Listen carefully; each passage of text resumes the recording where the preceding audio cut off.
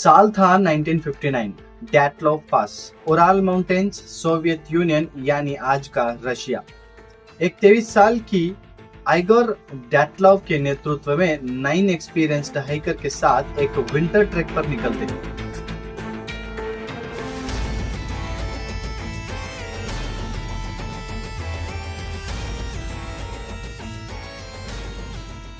वो दिन 1 और 2 फरवरी की रात उनकी जिंदगी की आखिरी रात बन जाती है।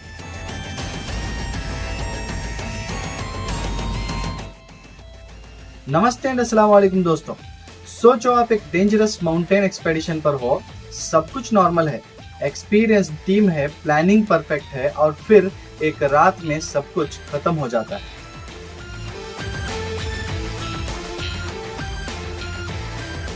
इधर उधर बिखरी बॉडीज मिलती हैं जिनकी कंडीशन कुछ ऐसी होती है कि देखकर इन्वेस्टिगेटिंग ऑफिसर भी घबरा जाते हैं।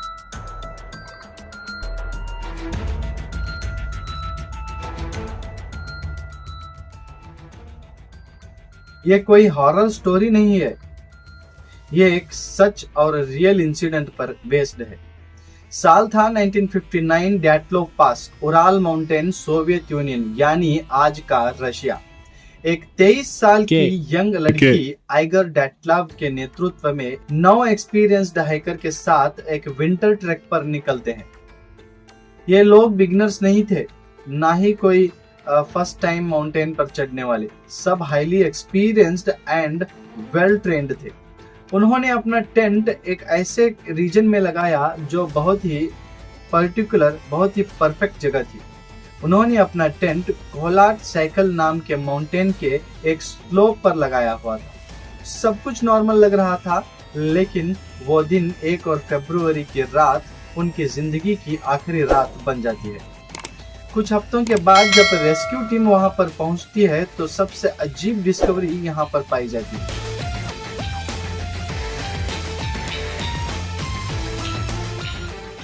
उन्हें वहां एक टेंट मिलता है जो बहुत बुरी की तरह से डैमेज था। टेंट अंदर से चाकू से कटा हुआ था, मतलब लोग पैनिक में टेंट फाड़ कर भागे थे।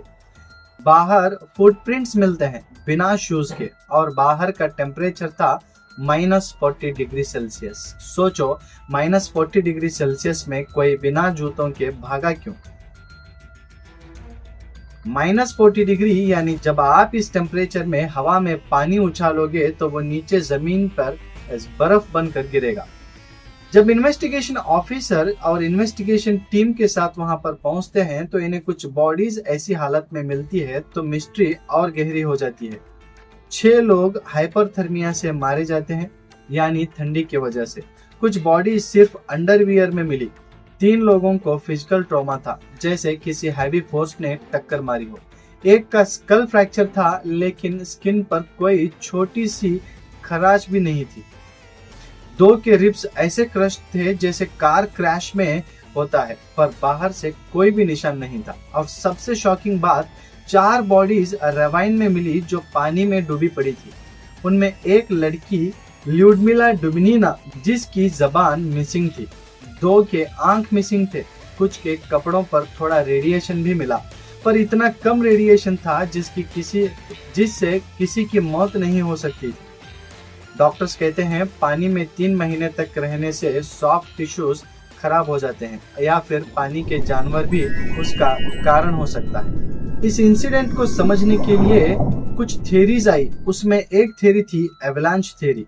यह कहती है कि शायद रात में छोटा सा स्लाइड हुआ होगा, शायद रात में छोटा सा स्नो स्लाइड हुआ और लोग पैनिक में भागे। लेकिन 1959 में इसका कोई साइन नहीं मिला, पर 2021 में रशियन इन्वेस्टिगेशन ने ऑफिशियली इसको ही रीजन माना है।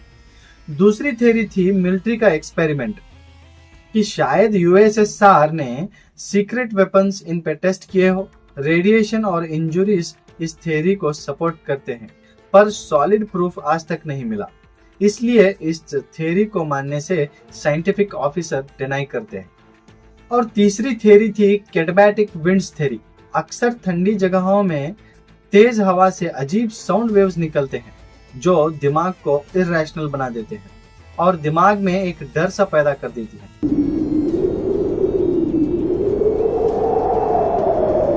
इसलिए शायद वो लोग बिना रीजन भागे होंगे।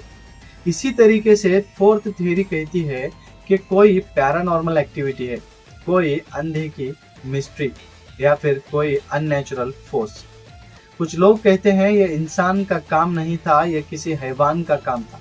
लेकिन सबसे डिस्टर्बिंग फैक्ट ये माना जाता है कि 1959 के इन्वेस्टिगेशन सडनली क्लोज कर दी गई थी। ऑफिशियली रिपोर्ट में लिखा जाता है कि कंपेलिंग नेचुरल फोर्स से इनकी मौत हुई।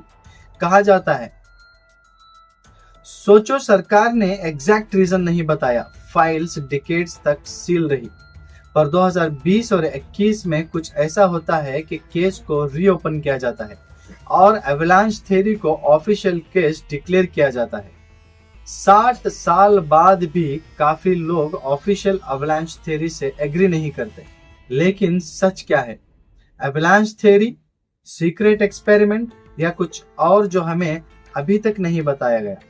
और सबसे बड़ा सवाल, अगर एवलांच ही था तो एक्सपीरियंस्ड हाइकर्स ने टेंट को अंदर से काट कर भागने का फैसला क्यों किया? सिर्फ 1-2 मिनट बाहर निकलने के लिए उन्होंने टेंट को अंदर से फाड़ा क्यों? दोस्तों, दुनिया में ऐसे हजारों अनसॉल्व्ड केसेस हैं, कुछ डराते हैं, कुछ सोचने पर मजबूर कर देते हैं। और अगर आपको ऐसे ही real and mysterious hidden histories को जानना है तो वॉइस ऑफ इंडिया चैनल को सब्सक्राइब करें, क्योंकि यहाँ कहानियां नहीं मिलती, आवाज मिलती है उन राजों की जो सालों से दफन है। जय हिंद।